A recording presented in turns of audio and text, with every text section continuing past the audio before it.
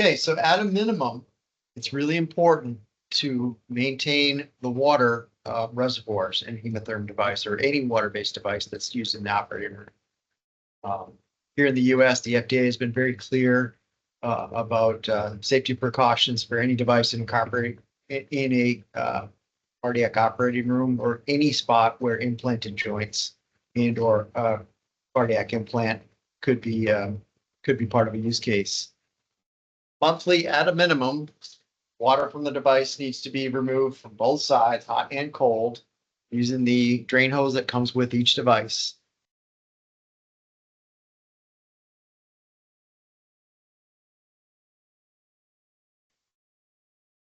When it's replaced, it needs to be replaced. First of all, the PM cycle needs to happen with an enzymatic cleaner. We recommend Prolistica, and then a bleach solution prior to the device being filled back up with sterile water. And here in the United States, the FDA does mandate sterile water or water passed through a 0.22 micron filter.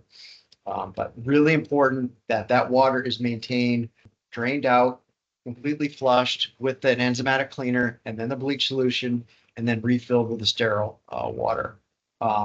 If that process isn't taking place on a regular basis, it is likely to ultimately develop a biofilm inside there.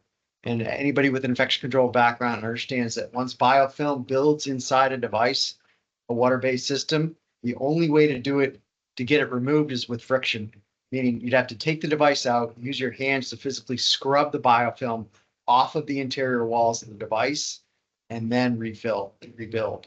So let's never let that happen. Make sure we're using our Prolistica enzymatic cleaner that prevents the biofilm from ever building up in there, the bleach solution, and then the sterile water once we refill it back